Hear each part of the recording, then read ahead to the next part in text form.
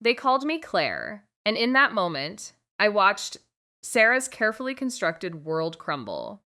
Professor Albright's words hung in the tense air, each one a hammer blow to Sarah's carefully built tower of lies. I saw her face drain of color, her eyes, usually so calculating, now wide with a deer in headlights terror. And I, Claire, felt a strange mix of vindication and a quiet, mournful pity. The evidence, Sarah, Professor Albright had stated, his voice calm but unwavering, is irrefutable. Sarah's mouth, usually quick with a witty remark or a charming smile, hung open, useless. Her perfectly styled blonde hair seemed to wilt under the harsh fluorescent lights of the conference room. It was a spectacular public implosion. But to truly understand the delicious agony of that moment, to grasp why I stood there, witnessing the spectacular collapse of someone I once cherished, we need to go back. Back to when the seeds of betrayal were first sown, subtly and insidiously, disguised as friendship. Sarah, my best friend, my confidant. The sister I never had, or so I had desperately wanted to believe. We had met in grad school, two aspiring researchers fueled by late-night coffee and shared dreams of making an impact. We clicked instantly. Our bond felt unbreakable, forged through countless study sessions, shared anxieties, and a mutual understanding that ran deeper than words. She was the one I called for everything, big or small. My heart, burdened by so many things, found a strange lightness whenever Sarah was around. It all started with the Thorne grant application. It was our big shot, a prestigious research grant that promised not just funding, but a pathway to real scientific recognition.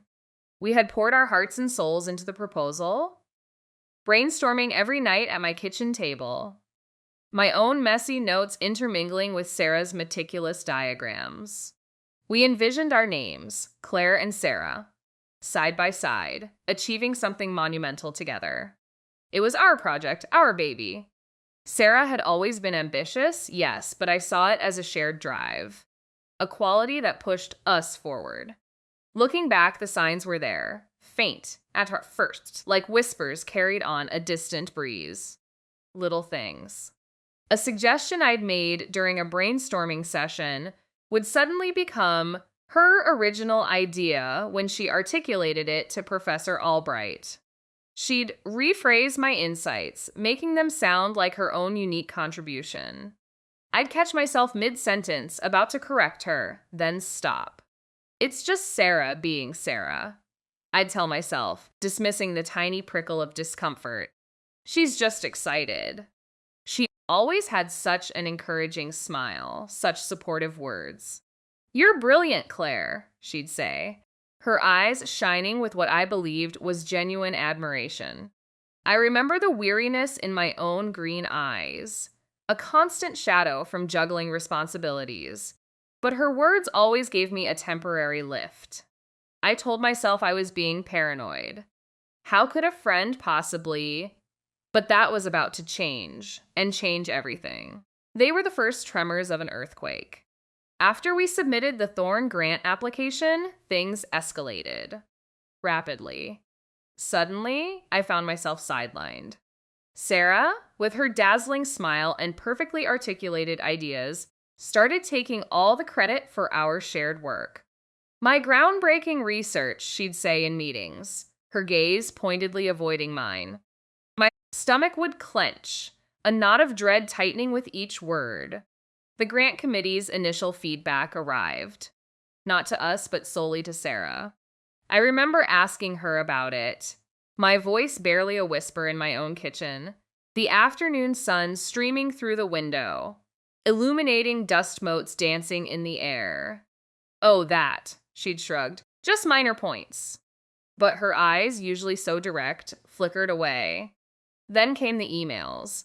Anonymous at first, then increasingly direct. Accusations of professional misconduct. Plagiarism.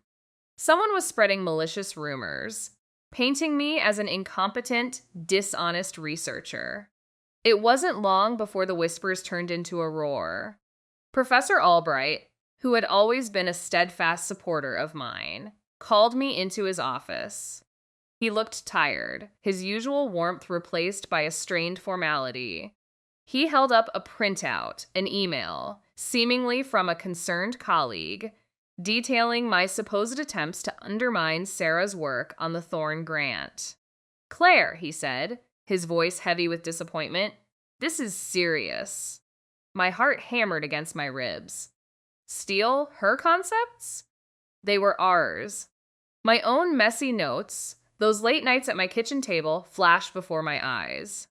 The Thorne grant, our shared dream, went to Sarah. Alone. Not only did I lose the opportunity, but the university launched an internal investigation into the plagiarism claims against me. My reputation, carefully built over years of hard work, began to unravel. My colleagues, once friendly and collaborative, started avoiding me. I'd walk into the break room, and conversations would abruptly cease. Eyes would slide away.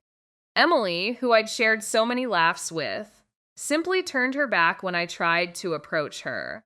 It felt like walking through a gauntlet of silent accusations every single day. My phone, once buzzing with texts and calls, grew eerily quiet. My world, the one I had poured my entire self into, felt like it was crumbling around me.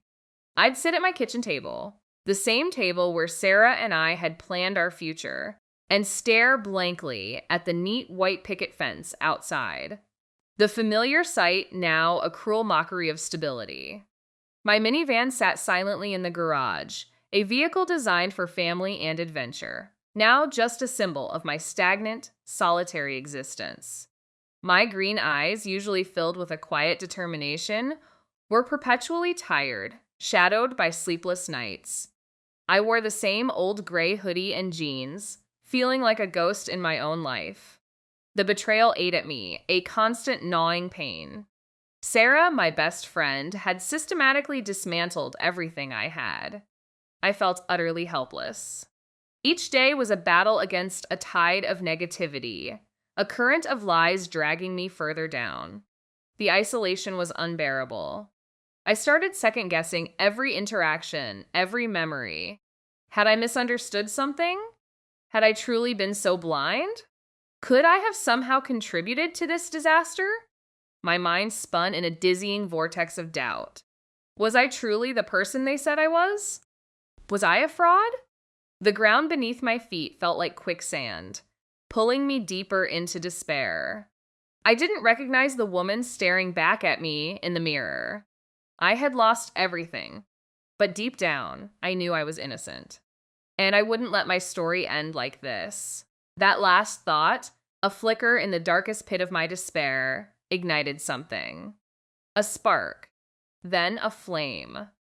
The injustice, the sheer, audacious betrayal had nearly consumed me, but now it fueled a different fire. I was angry, furious. How dare Sarah, my supposed friend, dismantle my life with such calculated cruelty? My weariness, that constant companion, receded, replaced by a surge of defiant energy. My green eyes, which had mirrored only exhaustion, now held a sharp, unyielding glint. I wouldn't just sit there and let her win. Claire wasn't a victim. Claire was a fighter. I was going to reclaim my name, my reputation, my life. I started small, with what felt like a monumental effort. My old laptop, forgotten in the back of a closet, hummed to life. My external hard drives, dusty and neglected, yielded a treasure trove of forgotten files. I plunged into a digital archaeological dig, sifting through years of academic work, of late-night collaborative sessions with Sarah, emails, thousands of them, project proposals, drafts upon drafts, PDFs full of research notes. My notes, Sarah's notes, intermingled, a chaotic but invaluable record of our shared past.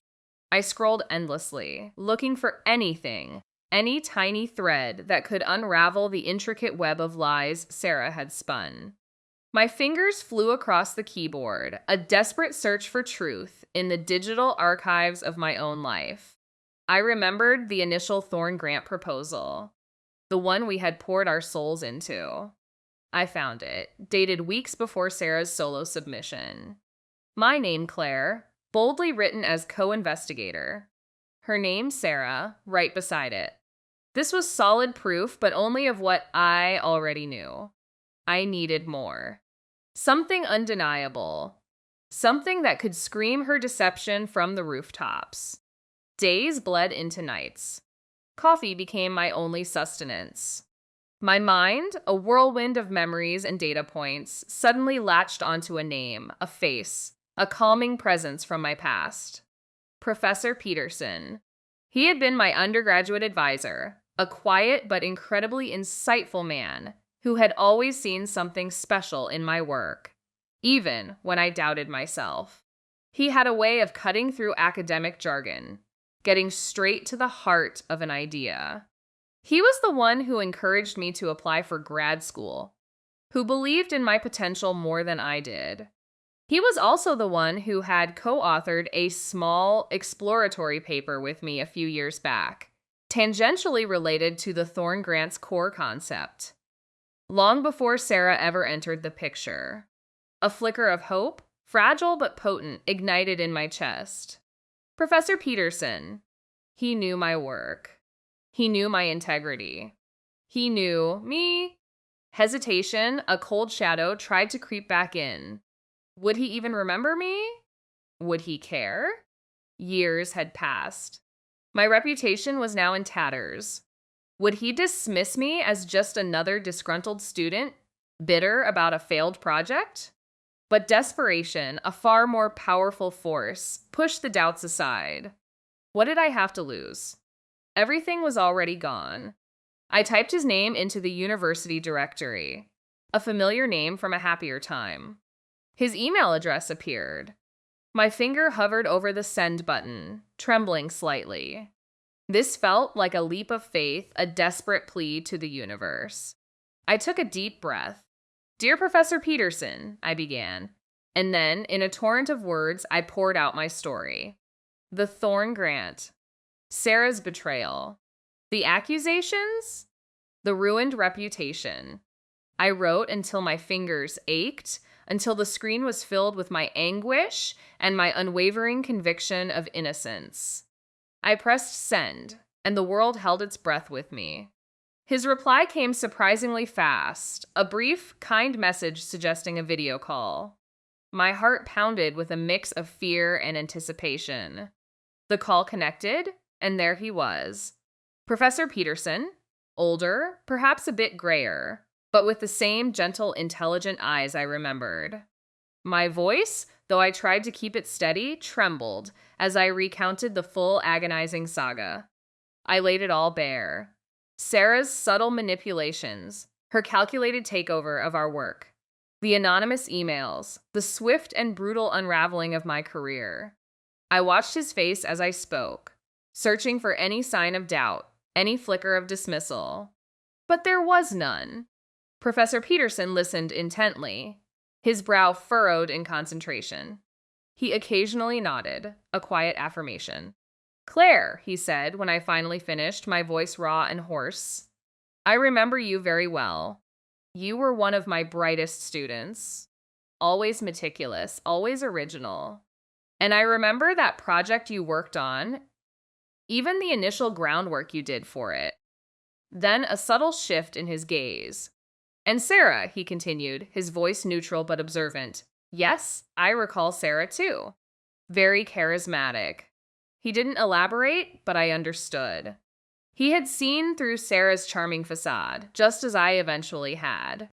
He remembered my talent, and he remembered her particular brand of ambition. Professor Peterson looked at me with eyes full of understanding. "Claire," he said, his voice dropping slightly, "I remember that project clearly." My whole world stopped. Professor Peterson's words hung in the air, a lifeline thrown into my drowning world. My heart, which had been a heavy, inert stone in my chest, now thumped with a desperate, hopeful rhythm. He gestured for me to hold on, disappearing from the screen for a moment. When he returned, he held a thick, yellowed folder. "This goes back further than you think, Claire," he said, his eyes serious. "To a time when you first approached me with those initial ideas for your research." We scheduled an in-person meeting for the very next day. I drove to the university campus, a place that had once been my second home, now a battleground. Professor Peterson's office was just as I remembered it, overflowing with books, papers, and the scent of old wood and ink. He offered me a cup of tea, a small gesture of normalcy in a profoundly abnormal situation. Then we began. For hours, we sifted through dusty archives. Professor Peterson, with his unparalleled access and institutional memory, proved to be an invaluable guide. We unearthed old departmental memos, grant application guidelines, and most importantly, initial drafts of my research proposals from years prior. I had kept some, but he had official copies, stamped and dated by various university offices. "See here, Claire," he pointed to a date on a physical document, a project outline I had submitted as part of an independent study. "October 2018. Your preliminary findings, your methodology, it's all here." My name, Claire, was at the top, clear and undeniable. But the real breakthrough came when he opened an old university server's email archive. With his clearance, he was able to access communications that I never could. He typed in Sarah's name, then mine, and a flood of messages appeared. We scrolled through countless back and forths, the mundane mixed with the crucial. Then a chilling email caught my eye. It was from Sarah, dated 6 months before she submitted her solo application, and just a few weeks after she had joined my project. I leaned closer, my breath catching in my throat. In the body of the email, Sarah had written, "I'm just clarifying the scope for the Thorne Grant proposal. Regarding the initial groundwork laid by my colleague, Claire, I believe it might be best to streamline the narrative. Perhaps we could rephrase some of her contributions as exploratory data rather than core methodology in the earlier drafts." It was subtle, insidious, and damning.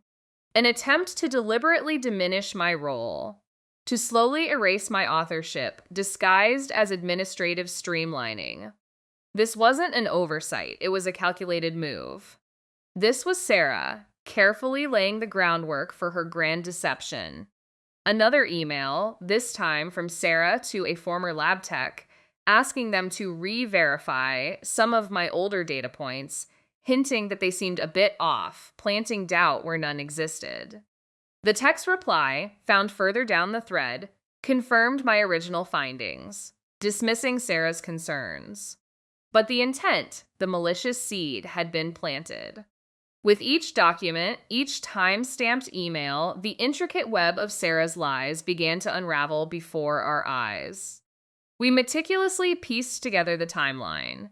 How she had subtly undermined my work, isolated me from key contacts, and then, with surgical precision, replaced my name with hers on the grant application. It wasn't a sudden act of betrayal. It was a slow, deliberate poisoning. A wave of intense, ice-cold fury washed over me. Not the hot, volatile anger that had consumed me before, but a searing, righteous indignation. This wasn't just about a grant. It was about my professional integrity, my years of hard work, my very identity. Everything I had doubted about myself, every moment of self-blame, vanished in a flash of blinding clarity. I wasn't crazy. I wasn't imagining things. Sarah had done this. All of it. Professor Peterson observed my transformation, his expression grim but resolute.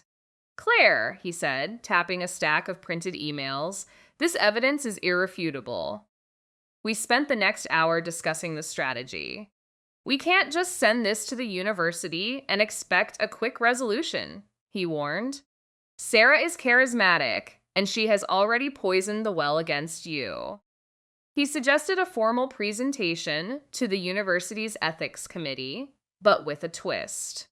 We compile a comprehensive dossier, he explained, cross-referencing everything, showing the deliberate pattern. We need to control the narrative this time, I added, my voice steady, imbued with a newfound strength. No more whispers. Professor Peterson nodded. Exactly. We lay out the entire truth, incontrovertibly. When all the pieces of the puzzle had finally clicked into place, the truth that stared back at us was naked, horrifying, and undeniable. Sarah's betrayal wasn't impulsive. It was a carefully constructed edifice of lies, built brick by brick to steal my future. Now, only one step remained, a confrontation that Sarah would never, ever forget. The annual University Research Gala was in full swing. The grand ballroom shimmered under crystal chandeliers, a sea of polished faces and hushed conversations. This was the pinnacle of academic recognition, the very stage Sarah had coveted and, through deceit, claimed as her own. She stood on a raised platform, a glittering award clutched in her hand, beaming at the applauding crowd. My name is Claire, and I watched her from the back, a quiet storm brewing within me. Professor Peterson stood beside me, his presence a steady anchor in the swirling chaos of my emotions. He squeezed my arm lightly, a silent signal. Sarah was accepting her accolades, her voice ringing with feigned humility as she spoke of her groundbreaking research. Every word was a dagger twisting in an old wound, but this time the pain was muted by a fierce, icy calm. The moment came. After Sarah's speech, Professor Peterson, a renowned figure in the academic community, was invited to say a few words about the importance of integrity in research. He strode onto the stage, his gaze sweeping over the audience, briefly meeting Sarah's startled eyes. Her smile faltered for a microsecond, a tiny flicker of unease. He began, his voice clear and resonant, not attacking, but simply stating facts. Tonight, we celebrate the spirit of innovation and dedication that drives our academic pursuits, he started. He paused, his eyes now fixed on Sarah, who was no longer smiling. I recall vividly the enthusiasm for the project that ultimately secured this grant. A ripple went through the audience. Sarah's face remained frozen, a deer caught in headlights. Professor Peterson continued, pulling out a slim, dated folder. This detailed outline, bearing the initial research methodology and preliminary findings, was submitted as part of an independent study. Gasps erupted, whispers turning into a low hum. Sarah's eyes darted frantically, searching the crowd, her jaw going slack. She opened her mouth, but no sound came out. Furthermore, Professor Peterson's voice gained an undeniable gravity. Official university archives reveal a series of communications dating back to early 2019. He held up printed copies, their headers and dates starkly visible to those in the front rows. Sarah's face, once radiant with triumph, now morphed into a grotesque mask of horror. Her eyes were wide, vacant, her mouth agape. The color drained from her cheeks, leaving her skin a ghastly white. Panic seized her, a visible tremor running through her body. She looked utterly lost, utterly trapped. It was, as the saying goes, priceless. The ballroom erupted. People gasped, pointed, and turned their backs on Sarah, their murmurs growing into a collective roar of disapproval. Phones were pulled out, flashes illuminating her public humiliation. The air, once festive, crackled with shock and righteous indignation. Sarah, seeing her carefully constructed world collapse, stumbled back, nearly tripping over her own feet, her award clattering to the stage floor. My breath hitched, a knot of tension I hadn't realized I was holding dissolving in a rush of pure, sweet relief. It wasn't triumph I felt, not precisely. It was vindication, profound and absolute. Years of doubt, of self-blame, of feeling unseen and unheard, melted away. Justice in its purest form was being served before my very eyes. I finally felt light free. In the aftermath, the university moved swiftly. An immediate investigation was launched, leading to Sarah's dismissal and the revocation of her grant. Formal apologies, heartfelt and humbling, came from department heads and administrators who had initially dismissed my pleas. Opportunities I thought were lost forever began to resurface. The calls I had once longed for now came flooding in. Fighting for the truth had been an agonizing journey, but standing there, witnessing the unraveling of Sarah's lies, I knew it had been worth every painful step. Friendship, I learned, isn't about shared history or surface charm. It's about trust, respect, and integrity. Sarah taught me a brutal lesson about betrayal, but Professor Peterson and my own enduring resolve taught me the even more powerful lesson of resilience. My future was no longer defined by someone else's malice, but by my own unwavering commitment to what was right. And as I walked out of that ballroom, the whispers of the crowd fading behind me, I knew I was finally free to truly move on.